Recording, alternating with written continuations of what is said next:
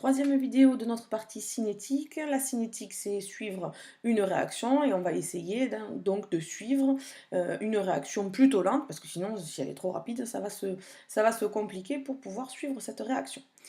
L'objectif de suivre une réaction, c'est de savoir où on en est dans l'évolution des quantités de matière, des réactifs et des produits. Et donc, de trouver le temps de réaction. Pour trouver le temps de réaction, il faut qu'on sache où on en est dans l'avancement de la réaction.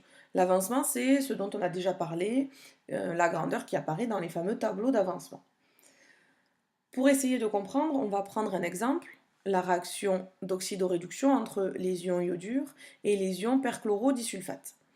Cette réaction fait apparaître du diode et des ions sulfate. On a dressé le tableau d'avancement de cette réaction, état initial, état intermédiaire, état final. À l'état initial, on a 4 moles, l'énoncé nous le dit, 4 moles d'ion iodure et 3 moles d'ion peroxodisulfate. Les deux produits ne sont pas présents à l'état initial, la réaction n'a pas encore commencé.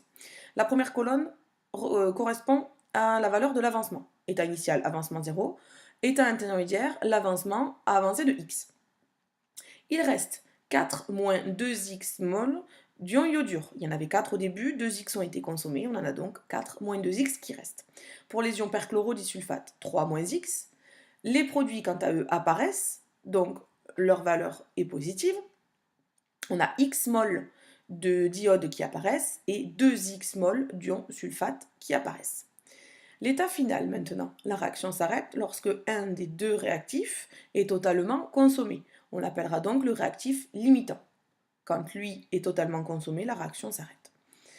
Pour trouver le réactif limitant, il nous faut résoudre deux équations. La première, c'est 4 moins 2x égale 0, on tombe sur x égale 2.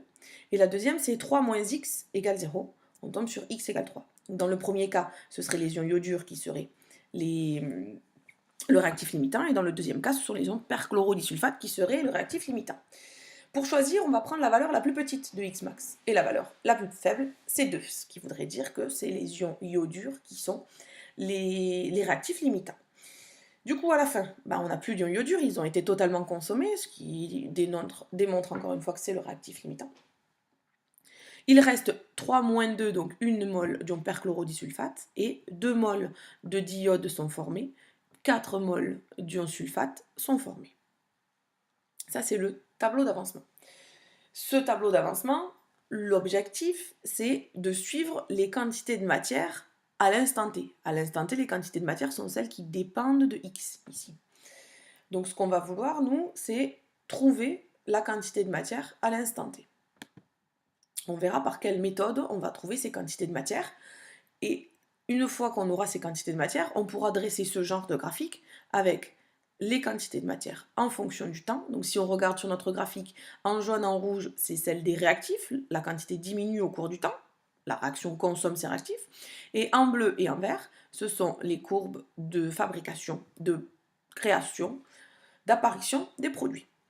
Le réactif limitant, c'est la courbe rouge. On avait 4 moles au départ, on tend vers 0 à la fin. Chacune de ces courbes présente une asymptote. Donc, on a beaucoup de mal à estimer la fin de la réaction. Pourquoi? Parce qu'on a dit que la réaction s'arrête quand il n'y a plus du réactif limitant, la courbe rouge. On ne sait pas exactement. L'asymptote, elle continue, elle se prolonge encore comme ça. On ne sait pas exactement quand on arrive à 0. C'est ça, c'est cette partie-là qui est difficile. Du coup, on a décidé d'utiliser une autre grandeur. Plutôt que de parler du temps final de réaction, quand c'est une réaction lente, c'est difficile de l'estimer, on va parler du temps de demi-réaction. Qu'est-ce que ça va être ce temps de demi-réaction? Eh bien, c'est la durée nécessaire pour que la réaction se fasse à moitié, c'est-à-dire que la moitié du réactif limitant soit consommée. Donc,